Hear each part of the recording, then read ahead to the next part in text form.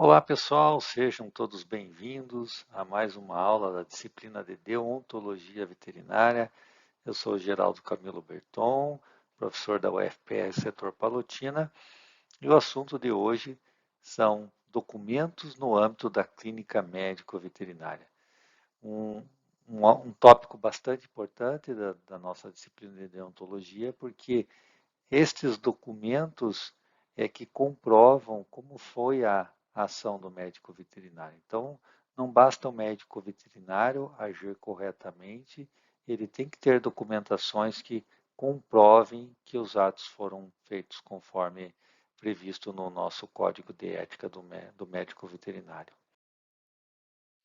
Muito bem, então, agora há pouco, em 2020, né, o Conselho Federal de Medicina Veterinária instituiu a Resolução 1321, de 24 de abril de 2020, que institui normas sobre os documentos no âmbito da clínica médico-veterinária e da outras providências.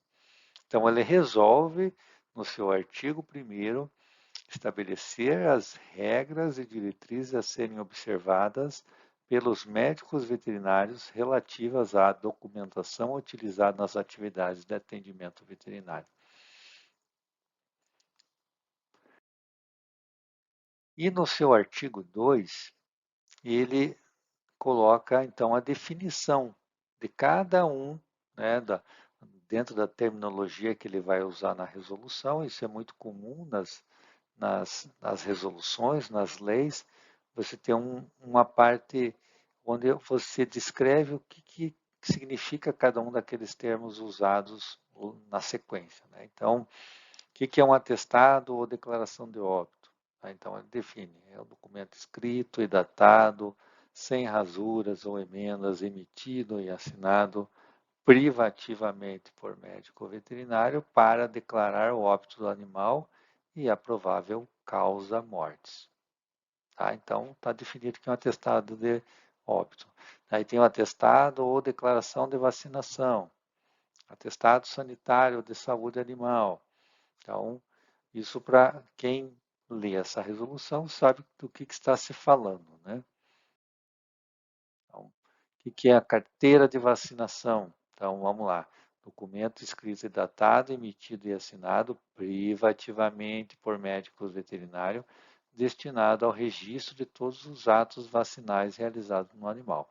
Então, é muito importante essas definições, que lá na frente, quando ele entra na regulamentação propriamente dita desses documentos, muitas vezes ele cita, né, esse artigo, né, dizendo o que é a definição. Por exemplo, você recebe lá um paciente que já era atendido por uma outra clínica, ou sei lá, ele tem já um animal, não é um animal tão jovem, ele já tem, por exemplo, uma carteira de vacinação. E, e o cliente pede que você continue, né, com aquela carteira de vacinação. Então, aqui está dizendo o que é carteira de vacinação. Documento escrito e datado, emitido, assinado privativamente por médico veterinário. Então, você não tem aquele documento assinado por médico veterinário. Então, você não pode dar sequência naquela carteira de vacinação. Você vai começar uma nova. Então, são detalhes que é importante conhecer a definição de cada um desse termo. O que é um estabelecimento veterinário? O que é logotipo? O que é microchip? O que é o prontuário, né? Então, o prontuário é um documento extremamente importante, né? Então, é um documento escrito e datado, sem rasuras ou emendas, emitido e assinado privativamente por médico veterinário, que relata e detalha cronologicamente informações e dados acerca dos atendimentos ambulatoriais e clínicos, inclusive vacinações, exames diagnósticos, intervenções cirúrgicas realizadas em animal ou coletiva em se tratando de rebanho, garantida a autenticidade e integridade das informações. Então, isso se aplica também a um veterinário que trabalha com gado de leite, gado de corte, com suínos, não é? Então, você foi lá, fez um atendimento, então aquele famoso relatório, ele é um prontuário. Então, vai estar assinado, datado, descrevendo cronologicamente, né, tudo que você fez com os animais. Então, não se aplica só a clínica individual. Também descreve o que é a propaganda, o que é a publicidade. E aí entra nos termos de consentimento livre esclarecido, né? Vamos ver que essa resolução trata bastante disso, né?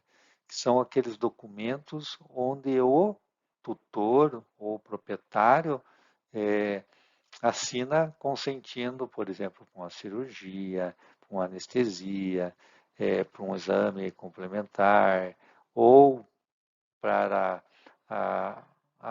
o uso do animal para uma pesquisa, né? Então, esses termos de consentimentos aparecem bastante. Então, aqui na sequência está para a realização de internamento e tratamento clínico pós-cirúrgico, para a realização de procedimento anestésico, para a realização de eutanásia, para a retirada do animal do serviço veterinário sem alta médica. Então, muitas vezes o proprietário quer retirar o animal, não tem alta, então ele tem que manifestar essa intenção de retirada, né? Porque o paciente pode correr algum risco. Também existe o termo de consentimento para doação do corpo, para ensino e pesquisa, para a realização da pesquisa clínica. Agora entrando na parte das regras gerais dos documentos emitidos por médicos veterinários, né? O artigo 3º define que os documentos emitidos pelos médicos veterinários comporão o prontuário do paciente e devem, então aqui ele coloca uma série de obrigações. Mais para frente ele vai detalhar quando falar especificamente, por exemplo, de um atestado de vacinação, ou carteira de vacinação, ou um prontuário, mas todos eles devem seguir essa regra, né? No caso, por exemplo, ser em duas vias, né? Então, excetuando-se os atestados sanitários, os demais devem ser feitos em duas vias, né? Então, está aqui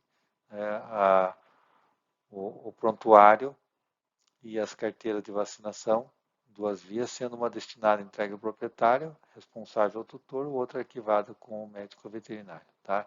Então, isso é bastante importante. Eles têm que ser legíveis, né? Ser datados e conter os dados do médico veterinário, os elementos que compõem o histórico do paciente, identificação do paciente, como microchip, tatuagem, brinco, pelagem, resenha. E, por último, a identificação do responsável pelo animal. Tá? Então, mais para frente, a gente vai ver o detalhamento desses documentos. Então, no parágrafo 1º, diz que é admitido veicular nos documentos apenas o logotipo do estabelecimento veterinário, sendo vedada propaganda ou publicidade, inclusive de produtos ou serviços do próprio estabelecimento ou de terceiros. Então, nada de fazer propaganda indevida. Os documentos expedidos eletronicamente, que hoje isso está muito comum, né? Se fazer eletronicamente os documentos, deverão contar com um sistema capaz de garantir a segurança, autenticidade, confidencialidade e integridade das informações, bem como armazenamento e compartilhamento dos dados. E o artigo 4º define que é privativo do médico veterinário atestar a sanidade, a vacinação e o óbito dos animais. Tá? Parágrafo único. No caso de pacientes internados em estabelecimentos, os documentos deverão sempre ser assinados pelo médico veterinário responsável pela prática do ato. Então, quem fez internou o paciente vai assinar esses documentos. Do atestado sanitário de saúde animal. Então, agora já entra no detalhamento. Né? Então, artigo 5º. O atestado sanitário, além de observar o contido nos artigos 2º e 3º dessa resolução, o segundo é aquele que define o que é cada um desses documentos, e o terceiro que dá aquelas regras gerais. Tá? Então, além de ter lá a identificação do animal, a identificação do veterinário, todo a data, histórico do animal, aqui tem que ter ainda a informação do estado de saúde do animal, declarar que foram atendidas as medidas sanitárias oficiais e descrever as imunizações. Então, se vai viajar ou vai vender ou precisa de um atestado sanitário, então tem que ter atender essa resolução. Na seção 2 é a carteira da vacinação. Então, artigo 6º, a carteira de vacinação, também, além de observar artigo 2º e 3º dessa resolução, então ela define que tem que ter data de cada ato de vacinação, com identificação do nome, número de partida, fabricante, dose, data de fabricação e validade da vacina utilizada, data prevista para revacinação, quando for o caso. Essa carteira tem que ser única, permanente e atualizada pelo veterinário. Aqui no parágrafo 2º, o médico veterinário deve se negar a dar continuidade no preenchimento da carteira de vacinação quando essa não atender o disposto nessa resolução. Então, aquilo que a gente comentou antes, então começa uma nova. A carteira de vacinação ou de aplicação de qualquer produto em animal só pode ser assinada após concluído o trabalho. Então, ao entregar a carteira sem ter feito o procedimento, não pode. E é facultado ao médico veterinário confeccionar a carteira de vacinação respeitado no disposto nesse artigo. Então, está lá definido o que é a carteira de vacinação. A pessoa pode trazer uma carteira que ela mesma fez ou, sei lá, comprou uma carteira, não tem problema. Ou o veterinário tem a carteira de vacinação própria do estabelecimento dele. Atestado de vacinação. No caso, atestado de vacinação, além de observar o artigo 2º e 3º, também conter data do ano de vacinação, com a identificação do nome, número de partido, fabricante, dose, data de fabricação e validade da vacina utilizada. Então, aqui é diferente. Tem a carteira, onde tem todo o histórico de vacinação, é com um atestado para comprovar que o animal foi vacinado por alguma coisa. Atestado de óbito, além de observar contido no artigo 2º e 3º, né, tem que indicar a cidade, unidade de federação do óbito, com identificação do local, tais como clínica, residência, fazenda ou outro, hora, dia, mês e ano do óbito, a provável causa-mortes e orientar quanto à destinação ambientalmente adequada do cadáver.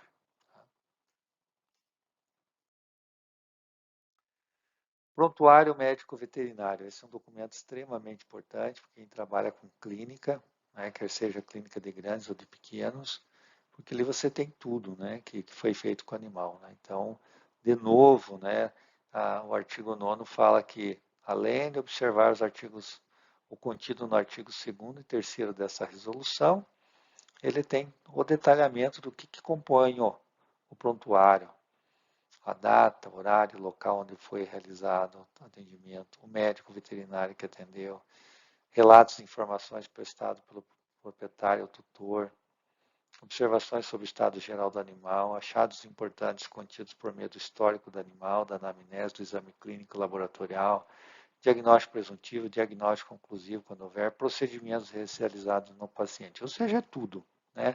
Você tem tudo de maneira cronológica do que foi feito. Então, se em algum momento alguém te acusa o médico veterinário é, por, por omissão ou qualquer outro tipo de acusação, você tem lá o que foi feito. Né? Ainda falando do prontuário, ainda é necessário ter informações sobre imunizações feitas. Né? Então, se o animal foi vacinado durante aquele período que ele estava sob atendimento médico veterinário, também compõe o prontuário. Bom, importante. Parágrafo 1º. A solicitação expressa pelo proprietário, responsável ou tutor do animal, de cópia do prontuário clínico deve ser atendida de imediato. Então, o prontuário não é só do médico veterinário ou da clínica. O tutor, o responsável, o proprietário, ele tem direito a uma cópia.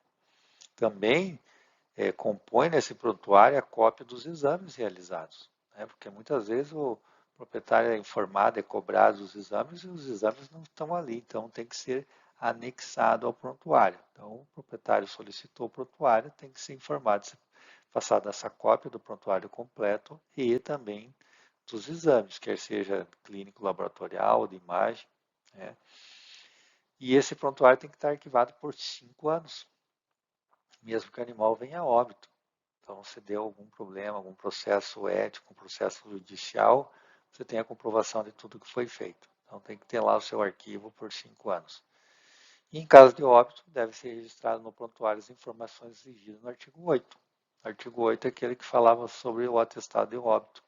Então, tem que colocar nesse prontuário tudo lá, o local, a data, a causa mortes, tudo aqueles que foi detalhado lá no artigo 8º. O artigo 10 fala sobre os, os termos de consentimento, né? Então, os termos de autorização, consentimento para procedimento clínico ou cirúrgico em serviço veterinário são. Então, o termo de consentimento livre esclarecido para a realização de exames. Termos de consentimento livre esclarecido para a realização de procedimento terapêutico de risco. Para retirada do corpo do animal em óbito. Para a realização de procedimento cirúrgico. Para internação e tratamento clínico ou pós-cirúrgico. Para a realização de procedimento anestésico. Para a realização de eutanásia. Para retirada do animal do serviço veterinário sem alta médica. Para doação do corpo do animal para ensino e pesquisa. Veja, são todos documentos que o proprietário, o responsável, o tutor, tem que assinar para você ter a autorização para realizar isso. É claro que existem exceções, nós vamos já ver daqui a pouco, em caso de risco iminente de morte, então tem que fazer a cirurgia, então não dá para esperar. Mas caso contrário, o proprietário tem que consentir com tudo que vai ser feito. Continuando, tem o termo de consentimento para a realização de pesquisa clínica, né? Aí segue as normas do CONSE, que é o Conselho que regulamenta as CELAs, né? Que são as comissões de éticas do uso de animais, né? Então, também o profissional pode fazer outros termos que julgar necessário, né? Tomando como base as regras gerais previstas nessa resolução. Então, se ele achar que tem que fazer um outro termo de consentimento, ele faz, o proprietário assina. E no caso iminente de risco de morte ou de incapacidade permanente do paciente, o médico veterinário deve proceder ao atendimento, à intervenção, independentemente do prévio consentimento e autorização. Tá? Vamos imaginar que você recebeu um cão atropelado, tem um risco iminente de morte porque tem um sangramento interno, precisa ir para a cirurgia. Então, muitas vezes você não tem esse tempo para esse termo de consentimento. Tá? Então, veja que deve, não é pode, não é aquela decisão. Ah, será que eu faço a cirurgia? Não, o seu profissional é capacitado. Aquele estabelecimento tem um centro cirúrgico. Ele não pode se negar a fazer o ato porque não tem o termo de consentimento, porque a própria resolução falou aqui no artigo 3º, no parágrafo 3º, no caso de iminente risco de morte ou de incapacidade permanente do paciente, o médico veterinário é dever, né, proceder ao atendimento e à intervenção, independentemente do prévio consentimento e autorização. E também registrar no prontuário todas as informações relacionadas à eventual recusa de consentimento ou autorização ou impossibilidade de obtenção. Então, você precisa de um termo de consentimento para fazer um procedimento, vamos supor uma radiografia, um ultrassom, e você não o proprietário, o tutor responsável não autoriza, ou você não consegue contato com ele. Então, você registra isso no prontuário, com todas as informações necessárias. Ó, foi feito contato, número tal, tal dia tal, ou por e-mail, sei lá, WhatsApp. É importante registrar isso no prontuário. O artigo 11 fala que para retirada de animais do serviço veterinário sem a devida alta médica, o proprietário e tutor responsável pelo animal deverá preencher e assinar documento específico. Então, o animal não está pronto para receber alta e ele quer retirar. Então, assina esse documento. E está previsto que, em caso de recuso de assinatura desse termo de responsabilidade para retirada sem alta médica pelo proprietário, responsável tutor, em situação de iminente risco de morte do animal, deve o médico veterinário registrar o ocorrido em prontuário e o termo ser assinado por 2 testemunhas no local que tenha presenciado a recusa. Tá? Isso é importante.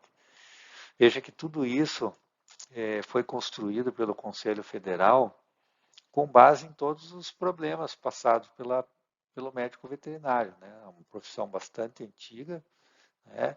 E agora, né, em 2020, nós temos essa resolução. Então, dessa experiência de muitos anos, né, e de muitos casos de processos judiciais, então veio a construção desse documento. Então, vocês que estão se formando são privilegiados de já ter toda essa regulamentação.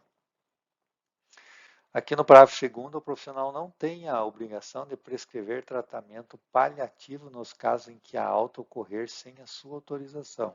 Então o cara quer levar o cão para casa, mas quer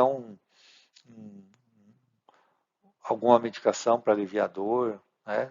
Não tem obrigação. O cara está tirando, né? O proprietário está tirando sem a sua autorização. E no final, integro essa resolução os modelos de documentos contidos nos anexos 1 a 7, a 12º, disponibilizados no endereço eletrônico do Conselho Federal de Medicina Veterinária, né, que é esse site aqui, podendo o profissional adequá-los desde que observando o conteúdo mínimo hora proposto. Então, posso adequar esse documento, colocar o logo sem colocar propaganda, mudar o tamanho da letra, tal? Sim, pode. Mas veja que beleza, já tem um modelo. Você não precisa construir um modelo próprio, né? Facilita bastante, você pode se adequar a esse modelo. Então é isso, pessoal. Né? Os documentos extremamente importantes no dia a dia do médico veterinário. Até a próxima aula.